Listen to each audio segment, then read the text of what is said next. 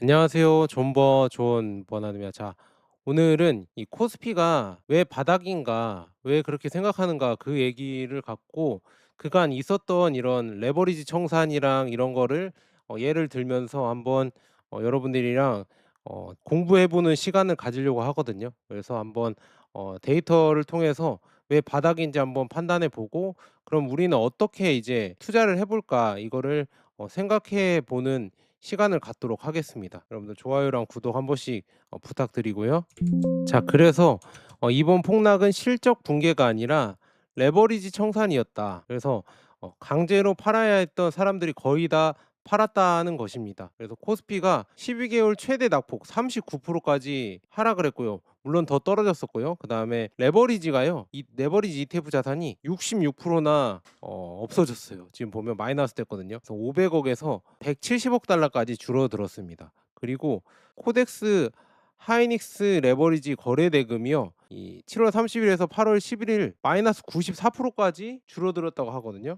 그래서 이제 이번 하락의 정체가 뭘까 이거를 보자면 결론을 내리자면 이 펀더멘털 훼손이 아니라 포지션 붕괴였다고 저는 보고 있습니다. 그래서 실적 문제가 아니라 이 레버리지가 문제였다. 그러니까 삼성전자, SK하이닉스는 사상 최대급의 실적을 냈는데 주가는 반토막 났잖아요. 그리고 로이터가 인용한 투자자는 이번 사태를 어닝 이벤트가 아니라 레버리지 이벤트로 규정을 했다고 합니다. 그래서 두 번째는 이제 강제 매도자가 거의 소진됐다고 합니다. 단일 레버리지 이 단일 종목 레버리지 ETF 자산 66%가 감소했고요. 거래 대금이 94%가 감소했고 신용 잔고도 연중 최저치고 JP 모건은 언와인딩이 사실상 끝났다고 평가를 했습니다. 언와인딩이 사실상 끝났다고 평가했고요. 어 바닥이다가 아니라 이 바닥을 확인하는 국면이다. 그래서 외국인 자금은 아직 순유출이고 삼전닉스 솔림은 그대로다. 지금은 저점 맞추기보다 저점을 확인하는 과정을 보는 시기다. 그래서 이런 과정에서는 제가 말씀드렸잖아요. 월배당 받으면서 여러분들 투자할 수 있는 반도체 커버드 콜 ETF 괜찮고 코스피 200 커버드 콜 ETF 이런 게 괜찮다고 말씀드렸잖아요. 그래서 월배당으로 옵션 프리미엄으로 꾸준히 받으면서 이런 바닥을 확인하는 과정에서 이렇게 투자하면은 괜찮다. 저는 그 생각으로 월배당 ETF 모아가고 있고요. 그래서 많이 떨어져서 바닥이 아니라 이 폭락을 만들어낸 수급 메커니즘 자체가 상당 부분 해소됐다는 것이 핵심 논리이다. 그러니까 이제 바닥이 거의 다 왔다. 이렇게 볼 수가 있습니다. 그래서 이번 폭락이 만들어진 8단계가 뭐였냐 한번 보자면 첫 번째로 AI 반도체 랠리가 있었죠. 그래서 삼성전자, SK하이닉스로 자금이 집중되고 두 종목이 코스피의 시총의 뭐 50% 이상을 차지했었죠. 그다음에 이제 이 단일 종목 레버리지 ETF가 폭증을 했잖아요. 지금 보면 26년 5월 27일 상장을 허용해서 한때 전체 거래 대금의 70% 이상이 이 레버리지가 차지해 버렸다. 이렇게 볼 수 있고 야, 역시 우리나라는 대단해요. 이 우리나라는 진짜 화끈한 민족이기 때문에 레버리지도 진짜 이게 원래 풀어줘야 된다 이렇게 선진금융으로 해야 된다 했지만 역시 우리나라의 성격이 급하죠. 그래서 70%나 여기에 자금이 몰렸다는 게 정말 대단하다. 그리고 신용 마진까지 동반 증가했다. 그래서 이 개인이 레버리지 상품 위에 신용 융자를 얻는 이중 레버리지 구조. 그러니까 이게 중요한 게 뭐냐면요. 이런 식으로 레버리지에 이렇게 자금이 몰려버리면은요. 이 본주를 오히려 이 레버리지가 영향을 줘버리는 거예요. 이따 말씀드리겠지만 외또 독이라고 해서 꼬리가 몸통을 흔드는 효과라고 하거든요. 그러니까 이 본주의 펀드멘털과 가치와는 상관없이 그냥 이 베팅으로 본주의 이런 가격으로 흔들 수 있다는 얘기예요. 이 베팅이 레버리지에 너무 많이 몰리면서 청산당하거나 청산하거나 뭐 더 오르거나 뭐 이렇게 하면서 본주를 워낙 영향을 주니까 본주의 가치보다 오히려 더 급등하고 급락하는 이런 경우가 생겨버린다. 이게 레버리지가 안 좋은 거거든. 이렇게 몰려버리면. 그래서 이게 레버리지의 진짜 엄청난 단점을 또 우리나라 이 개미들이 보여줬다. 이걸 볼 수가 있었고요. 그다음에 주가 하락이 시작됐죠. 그래서 6월 고점 이후 반도체 투자 심리가 악화되면서 하락을 하기 시작했고 레버리지 ETF가 그러니까 하락하면서 기계적으로 매도가 나왔습니다. 그래서 일일 리밸런싱 구조상 하락 시 자동으로 기초자산 선물 노출을 축소시키거든요. 일일 리밸런싱이기 때문에. 그래서 그다음에 이제 헤지 펀드도 디레버리징을 하면서 변동성이 급등하고 리스크 한도가 축소되면서 포지션이 축소되었다. 그다음에 이제는 개인 마진콜과 이 반대 매매가 나왔죠. 그래서 나오면서 6월 약 1조 원, 그다음에 7월에 9,993억 원 이 강제 청산이 나오면서 올해 최대 2개월 이렇게 강제 청산이 나왔고 코스피 최대 이 39%까지 폭락을 했습니다. 그래서 글로벌 금융위기 이후 최악의 12개월 낙폭이었다. 이렇게 볼 수가 있었습니다. 이런 순서로 이렇게 폭락이 나왔다 이렇게 볼 수가 있었고요. 그래서 이번 분석 1차 자료로 봤을 때는 제가 글로벌 마켓 인베스터나 그다음에 블룸버그, 로이터, 골드만삭스 원자료를 가져오면서 이렇게 분석을 해봤거든요. 첫 번째 포스트는 이 레버리지 ETF 열풍이 사라졌다. 그래서 코덱스 하이닉스 레버리지 일일 거래량이 6.5억 주에서 이제는 5천만 주 미만으로 떨어졌고요. 이 명목 거래 대금도 7월 30일 날 12.4조 원에서 이제는 8월 11일 날 7천억 원으로 94%나 떨어졌다. 그리고 8월 19일부터 신규 투자자의 모의 거래 5일 의무화가 생겼고, 그다음에 레버리지 ETF 열풍이 또 끝난 게 뭐냐? 이 하이닉스 추종 7종 합산 거래량이요 마이너스 90%까지 떨어졌다고 합니다. 그리고 6월 1조 원, 그다음에 7월에 9,993억 원 강제 청산이 나왔고 이 마진 잔액이 27.4조 원으로 연중 최저치였다. 그리고 외국인은 6월 마이너스 300억, 그다음에 7월 마이너스 62억, 그다음에 8월 마이너스 43억 달러를 팔았다. 이렇게 볼 수 있고, 그다음에 개인이 국장을 버리고 미국을 산다. 그래서 7월 미국 주식이 46억 달러 순매수를 했거든요. 그래서 20년 두 번째 규모고요. 그다음에 6월 대비 5배 이상 증가를 했다고 합니다. 그리고 코스피 고점 대비 마이너스 33%가 하락했고요. 직전 주에는 마이너스 39%가 하락했다. 이렇게 나와 있고, 그다음에 한국 증시가 비트코인보다 변동성이 컸다. 그래서 코스피의 변동성은 63%고 비트코인은 48%. 그래서 삼전 하이닉스가 시총이 50% 이상이 레버리지 ETF가 이제 한때 거래 대금이 70% 이상 차지했다. 그러니까 삼전닉스는 시총의 50% 이상 차지했었고 레버리지는 한때 일일 거래 대금의 70% 이상, 그러니까 비정상적이죠. 그래서 이런 비정상적인 장이 펼쳐졌다. 이렇게 볼 수 있고요. 그래서 파트 1은 뭐냐? 강제 매도자는 다 팔았다는 겁니다. 그래서 레버리지가 청산되고 거래 대금이 붕괴되고 규제로 이제 차단되었다. 이렇게 볼 수가 있는데요. 첫 번째 이렇게 보자면 이 레버리지 ETF가 한 달 만에 3분의 1로 줄어들었다. 그래서 지금 삼성전자 하이닉스 이게 레버리지 ETF 합산 자산을 봤는데 500억 달러였어요. 6월 말에. 근데 7월 말에 170억 달러까지 마이너스 66%가 줄어들었다. 한 달 사이에 약 330억 달러, 약 46조 원이 레버리지 포지션 시장에서 사라졌다. 잘 된 거죠.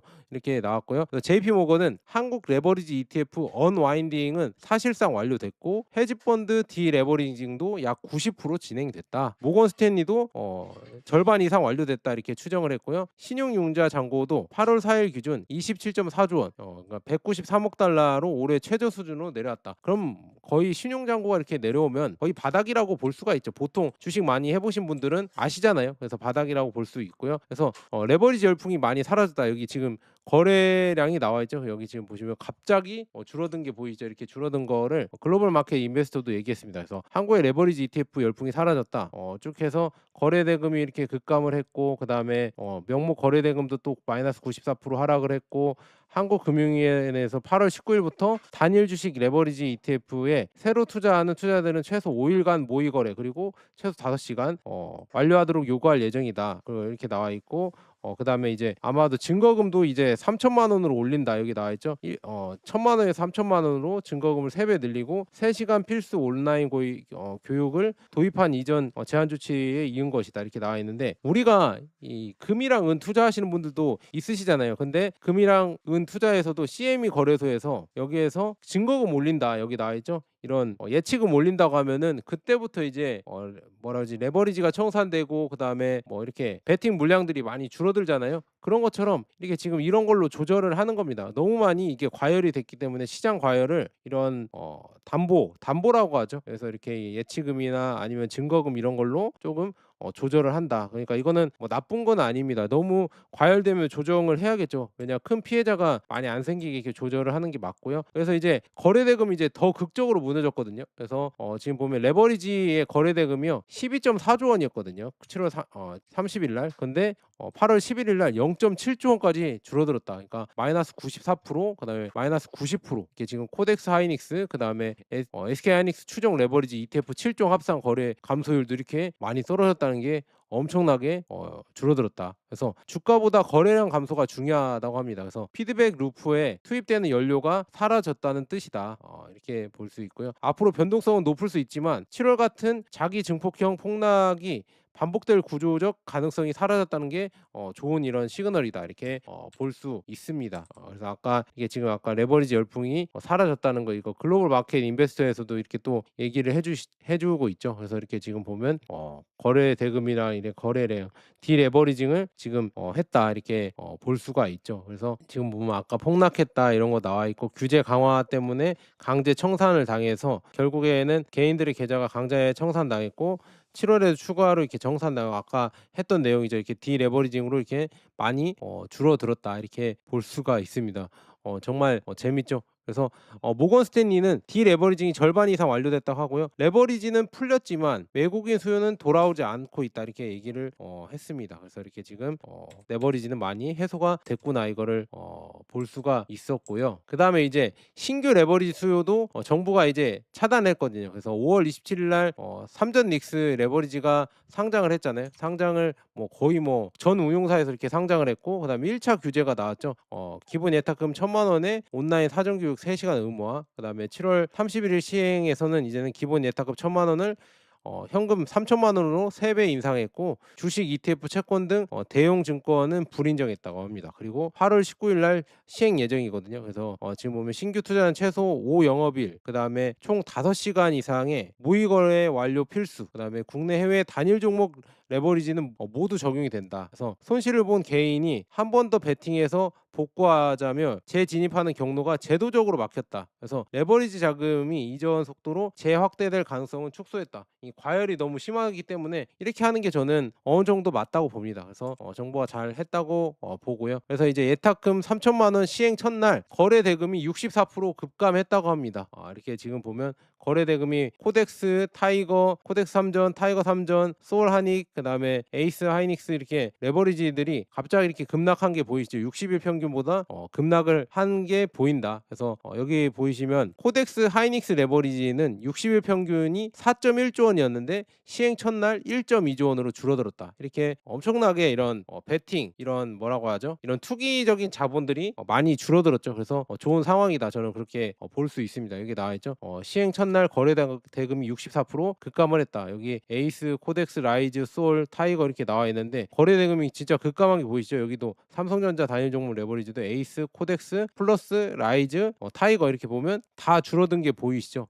그래서 가장 큰 두 상품만 이제 4.4조 원의 거래가 사라졌다. 코덱스, SK 하이닉스는 60일 평균이 아까 4.1조 원이었는데 시행 첫날 1.2조 원으로 줄어들었고, 타이거, SK 하이닉스도 1한 2조 원에서 4,693억으로 약 76% 마이너스 냈다. 그리고 이제 중소형 에이스, 라이즈, 솔 등 이 중소형 상품은 수십억, 수백억 수준의 사실상 거래가 실종이 되었다, 이렇게 볼 수가 있네요. 이런 걸 보면서 이 그림이 영상에서 갖는 의미는 뭐냐, 규제 강화는 보통 악재로 읽히지만 이번 국면에서는 자기 증폭력 폭락, 그러니까 이런 이제는 투기적인 이런 자본들이 많이 안 들어오기 때문에 오히려 저는 낫다고 봅니다. 그래서 거래 대금이 급감했다. 그래서 레버리지 ETF가 기초 주식을 밀어내는 힘이 약화됐다. 그러니까 이제는 점점 더 이제 본주가 잘 갈 수 있게, 본주의 가치대로 이런 베팅이나 투기적인 자본이 이렇게 본주를 흔들지 말고 본주의 가치대로 이렇게 꾸준히 갈 수 있게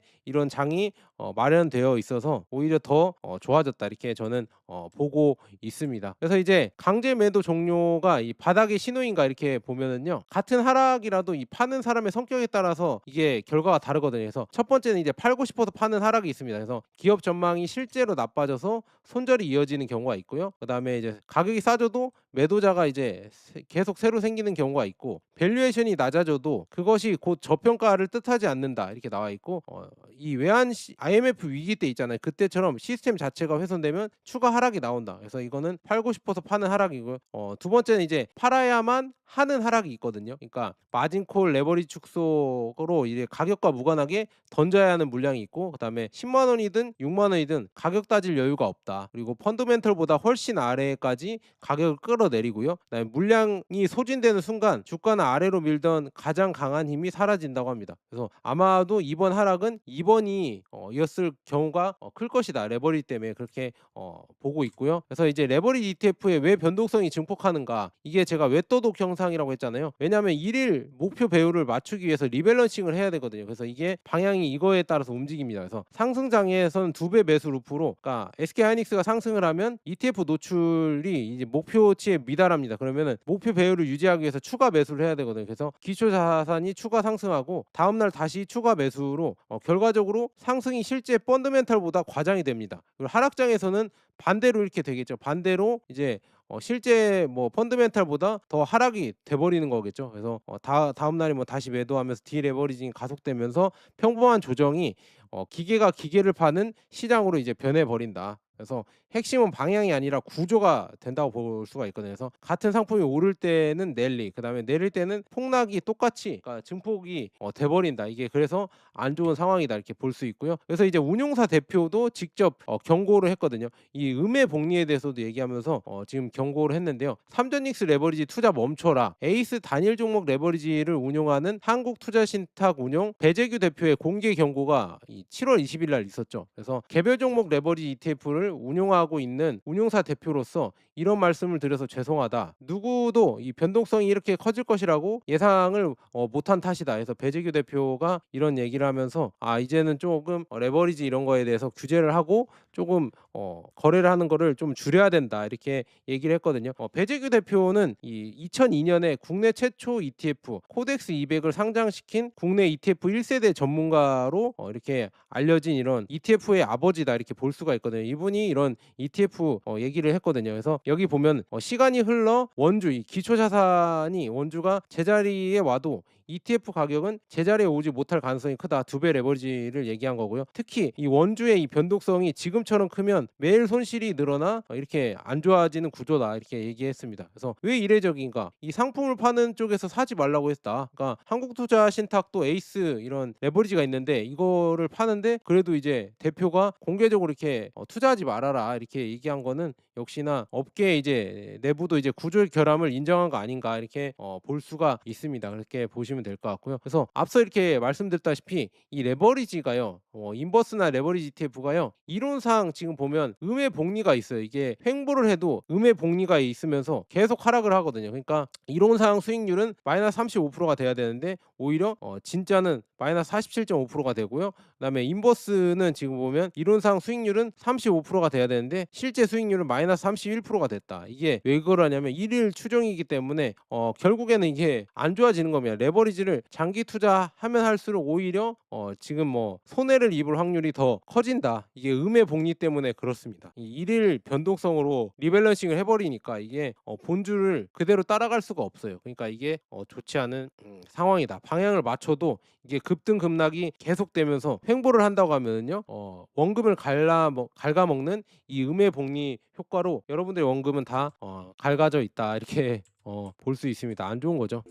그다음에 이제 세 번째는 개인은 이미 항복했습니다. 이 국장을 버리고 미국으로 가고 있거든요. 그래서 7월 개인 미국 주식 순매수가 46억 달러라고 합니다. 그래서 이제는 국장을 버리고 이제 미장으로 가고 있고, 월 평균 뭐 순매수는 27억 달러. 그다음에 6월 대비해서 약 7배가 늘어났다. 같은 기간 코스피는 마이너스 33% 고점 대비 낙폭을 기록을 했고요. 그래서 지금 보면 개인이 이제 국장을 버리고 미장을 샀다 이렇게 해서 글로벌 마켓 인베스터가 이렇게 얘기했습니다. 한국 소매 이 개미 투자자들은 자국 시장이 폭락하는 가운데 미국 주식을 사들이고 있다. 그래서 지난달 46억 달러 이상 매수했고요. 그래서 아까 말씀드린 대로 이렇게 두 번째로 큰 이런 매수 금액이다. 그리고 24년에 3배에 달한다. 이렇게 비교하면은 이렇게 25년 월 평균 27억 달러를 매수한 게 이렇게 나와 있고요. 그래서 쭉 보면은 미장을 많이 지금 매수를 하고 있다. 이제 국내 시장에 큰 손실을 입은 후 자금을 해외로 옮기고 있다 이렇게 볼 수가 있습니다. 그래서 국내 시장에서는 이 자금이 빠져나갔다. 그래서 투자 예탁금이나 신용 잔고, 강제 청산 지표가 이 모두 한국 국면이다. 그래서 6월 초에는 140조 원이었는데 이제는 8월 초에는 102조 원까지 이렇게 내려왔거든요. 그래서 이렇게 신용융자 잔고도 올해 최저이고, 그다음에 강제 청산도 2개월 연속으로 됐고, 올해 최대로 이제 강제 청산이 됐고요. 그다음에 예탁금도 37조 원 감소했고요. 그다음에 개인 해외 주식 매수도 이렇게 하면서 이탈이 지속되고 있다. 그만큼 이제 돈이 다 빠져서 바닥이란 얘기죠. 그래서 개인 이탈을 역발상 신호로 보는가, 다만 항복 신호 하나만 매수 근거로 삼아서는 안 된다 이렇게 나와 있는데요. 시장 고점의 언어가 이런 게 있죠. 이번엔 다르다. 개인 자금이 국내 시장으로 몰려든다. 레버리지 신용 잔고가 사상 최대로 늘어났다. 그다음에 손실을 봐도 즉시 재진입해 물타기를 한다. 이런 게 시장 고점 언어잖아요. 근데 큰 바닥 언어는 뭐냐? 다시는 이 시장은 안 한다. 국내를 버리고 해외로 자금을 옮긴다. 그다음에 예탁금 신용 잔고가 함께 줄어든다. 반등이 나와도 참여하지 않는다. 이게 큰 바닥 신호이다. 그래서 개인의 항복만으로는 부족하거든요. 2008년 펀드멘탈이 실제로 훼손되는 국면에서도 항복은 나온다. 이번 국면의 특징은 레버리지 강제 청산 종료와 이 개인 항복이 동시에 나타났다는 점이거든요. 그러니까 저는 강력하게 좀 바닥이라고 좀 생각이 든다 이렇게 말씀드립니다. 그리고 가격은 무너졌는데 왜 그러냐면 실적이 남아져 있거든요. 실적이 살아 있기 때문에 지금 보면 이 골드만삭스에서도 이렇게 나온 게 있는데, 이 자료를 보면은 12개월 롤링 최대 낙폭 1990년대부터 마이너스 30% 이상 급락 이후 성과를 이게 가져왔거든요. 이렇게 동그라미 쳐 있는 게 이게 마이너스 30% 이상 빠졌는데 그 다음에 어떻게 성과를 냈을까, 이게 이렇게 퍼센트로 나와 있어요. 그래서 한번 보시면은요, 여기 보시면 나와 있죠. 1990년대, 92년, 97년, 98년, 2000년, 2003년, 2008년, 2020년, 2022년, 2026년 이렇게 나와 있잖아요. 근데 최대 낙폭 30% 이상씩 했잖아요. 이렇게 나와 있는데 중요한 거는 3개월 후, 6개월 후, 12개월 후잖아요. 근데 보통 다 올랐었다. 그래서 평균 3개월 후에는 16% 올랐고요. 그다음에 6개월 후에 43%, 그다음에 12개월, 1년 후에는 59%가 올랐다. 그러니까 여러분들이 거의 대부분 올랐으니까 지금이 좀 바닥이라고 이렇게 통계적으로 확인해도 되겠죠. 그다음에 저점 PE만 봐도 4.85로 가장 좀 낮거든요. 그리고 EPS 성장치만 봐도 92%라서 지금이 가장 좋은, 낙폭했을 때 가장 좋은 이런 시점이라고 이렇게 볼 수가 있겠죠. 그래서 여기 나와 있잖아요. 역대 저점 중 가장 낮은 밸류에이션이다. 그래서 PE만 봐도 4.85배. 그래서 야, 이거 괜찮은 거죠. 예상 이익이 92%가 늘어날 것으로 전망을 하고 있기 때문에 결국에는 실적이 실제로 붕괴하지 않는다면 가격은 이익 방향으로 되돌아가기 때문에 시장이 앞으로 이익이 붕괴한다는 시나리오가 매우 강하게 이제 선반영된 상태이기 때문에 이제 앞으로는 이제 올라갈 일밖에 없지 않을까요? 이제는 가격만 떨어졌지 지금 보면 아직 더 갈 수밖에 없겠죠. 그래서 기업 행동은 지금 보면 붕괴가 아니라 증설로 가고 있잖아요. 그래서 주가가 반토막 나는 동안 실제 기업은 사상 최대급의 분기 이익을 했잖아요. 삼성전자가 지금 6월 고점, 7월 저점 이 주가가 반토막 났지만 반도체 부분의 이익은 크게 증가했고요. 데이터 센터 수요 전망도 유지가 되고 있고, 그다음에 추가 환원 이 검토 시사 주주 환원도 하려고 하고, 설비 투자도 이렇게 또 SK하이닉스나 이런 게 한다고 했잖아요. 그래서 반도체 사이클이 무너지고 있다가 아니라 AI HBM 수요에 대응해 장기 설비를 확대하고 있습니다. 그래서 가격과 펀드멘탈의 방향이 정반대이다. 그러니까 가격은 떨어졌는데 펀드멘탈은 너무나 좋다 이렇게 볼 수 있고요. 그래서 이제 반론도 이제 분명히 존재하거든요. 이게 뭐냐, 바닥을 찍었다가 이게 아닐 수가 있다. 왜냐, 외국인들이 돌아오지 않았기 때문에. 그래서 외국인의 자본은 6월에 300억 달러, 그다음에 7월 62억 달러, 그다음에 8월에 43억 달러. 그래서 6월에 이제 사상 최대로 300억 달러 유출 이후에, 근데 이게 줄어든다는 게 중요하죠. 줄어들면서 이제 점점 더 이제 나중에 순매수로도 돌아올 수가 있으니까 한번 지켜보는 것도 괜찮은 것 같거든요. 그래서 아직은 근데 외국인들은 돌아오지 않았다 이렇게 볼 수 있고요. 그다음에 코스피의 변동성은 여전히 비정상 구간이다. 왜냐, 비트코인보다 높거든요. 여기 보시면 인도네시아, 대만, 아르헨티나, 일본, 파키스탄, 비트코인, 그다음에 한국이 있는데요. 한국이 63%로 가장 높다. 그래서 엄청나죠. 그래서 이렇게 지금 보면은 블룸버그가 추적하는 모든 국가 지수 중에 1위, 이 시장 구조 자체가 고장났을 가능성이 시사되고 있다. 왜냐하면 이 레버리지 때문에 이렇게 된 거겠죠. 근데 앞으로는 이제 더 좋아질 거니까 한번 지켜보시는 게 좋을 것 같습니다. 여기도 I자 이렇게 실제 자료도 한 번씩 보시면 좋을 것 같고요. 그다음에 이제 바닥론이 무너질 수 있는 구조 세 가지가 있거든요. 뭐냐 첫 번째 리스크는 외국인 자금이 돌아오지 않는 경우, 그다음에 두 번째는 삼전 하이닉스가 쏠림이 그대로 이렇게 되는 경우, 그다음에 세 번째는 AI 캐펙스가 실제로 꺾이는 경우. 이렇게 된다고 하면 아마도 주식이 바닥이 아니라 더 이렇게 지하로까지 떨어질 수가 있겠죠. 그래서 근데 중요한 건 2008년 이번 폭락의 2008년과 이제 이번 폭락의 결정적인 차이는 뭐냐? 무엇이 먼저 무너졌는가? 이 펀더멘털인가 포지션인가? 2008년 금융위기 때는요. 금융기관 부실이 발생하면서 신용시장이 마비되고 실물 경제 침체, 그다음에 기업 실적 하락, 주가 하락, 그다음에 펀더멘탈이 무너지면서 가격이 따라 내려왔는데요. 7월에 지금 한국은요. 26년 7월에는 AI 반도체 강세, 주가 급등, 레버리지 과잉 축적, ETF 1일 레버리징, 그러니까 이게 투기 자본이 많이 몰려서 주가가 폭락해서 내려왔거든요. 그래서 포지션이 무너지면서 가격이 펀더멘탈보다 빨리 내려왔다. 그러니까 이제는 실제 가치는 지금 있는 상황이기 때문에 2008년이랑은 조금 다르다 이렇게 볼 수 있습니다. 그래서 이제 우리가 앞으로 확인해야 할 5개의 지표가 뭐냐면 지금 삼성전자 하이닉스의 EPS 전망을 봐야죠. 컨센서스나 이런 게 뭐 대바닥론이 되는지 대전제가 되기 때문에 이걸 쭉 봐야 되고 상향되는지, 그리고 외국인 누적 순매수도 봐야겠죠. 그다음에 이제 단일 종목 레버리지에 이제 AUM 이 170억 달러 수준에서 이제 순자산 가치가 이렇게 늘어나는지 한번 봐야 되고요. 그다음에 신용융자 반대 매매의 규모도 한번 봐야 된다 이렇게 볼 수 있고, 코스피의 변동성도 한번 봐야겠죠. 그래서 이런 거를 보시면은 아마도 어느 정도 파악이 되지 않을까 이렇게 볼 수가 있고요. 그래서 한번 이렇게 비교해 보면은요. 6월, 7월 현재 이렇게 비교해 보면 레버리지 ETF 자산이 폭증을 했다가 6월, 7월 날, 그다음에 7월 말 현재 보면은 급감을 했죠. 강한 긍정, 이 바닥 의미에서. 그다음에 ETF 거래 대금은 폭증했다가 90에서 94% 감소해서 강한 긍정. 헤지펀드 레버리지도 높았다가 절반에서 90% 청산돼서 강한 긍정이고요. 그다음에 개인의 심리는 이제는 미장으로 가버려서 항복 신호이고, 그다음에 기업 실적은 여전히 강하거든요. 그래서 긍정이고, 밸류에이션도 고평가 논란에서 이제는 내려왔기 때문에 긍정이고, 그다음에 이 외국인 수급은 아직은 뭐 중립에서 긍정적으로 가려고 하는 지금 단계이고, 정부 규제는 약했다가 크게 강화되면서 변동성이 완화됐다고 합니다. 그리고 코스피 변동성은 비트코인 이상이었다가 여전히 높고요. 아직은 위험하다. 그리고 AI 수요는 강하고 아직 유지됐고, 이게 핵심 전제가 될 것이다. 이렇게 비교해 보시면은 이렇게 조금 파악이 가능하시다 이렇게 볼 수가 있습니다. 그래서 지금 보면은 이번 영상에서 강하게 가져가야 할 이런 내용은 뭐냐? 이번 국장 폭락은 이 기업이 망해서 나온 폭락이 아닙니다. 이 레버리지가 터지면서 가격과 상관없이 팔아야 했던 사람들이 만든 폭락이다. 그래서 기계적 매도가 나오면서 이렇게 폭락을 했던 것 같습니다. 그래서 그런데 이제 그 사람들이 거의 다 팔았다. 팔으면서 이제 살 사람들도 이제 미장으로 떠났어요. 그러면 이제 거의 바닥이겠죠. 왜냐? 삼성전자 하이닉스는 아직까지도 이제 더 HBM 수요가 커지면서 앞으로 실적이 더 개선될 거라고 보기 때문에, 그래서 확인된 것은 지금 강제 매도 압력 소진이 됐죠. 레버리지가 거의 다 청산이 돼 버렸고요. 그다음에 이제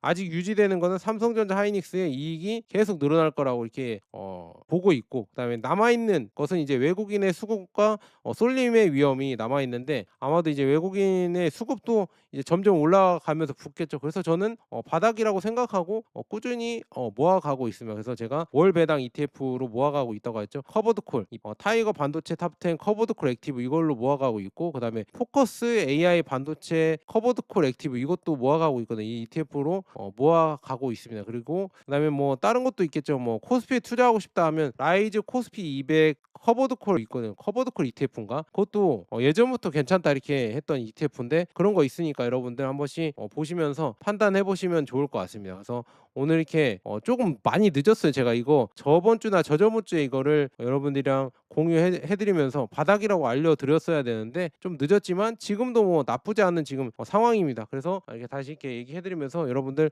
제 내용이 좋았다면 좋아요랑 구독 한 번씩 부탁드립니다. 감사합니다.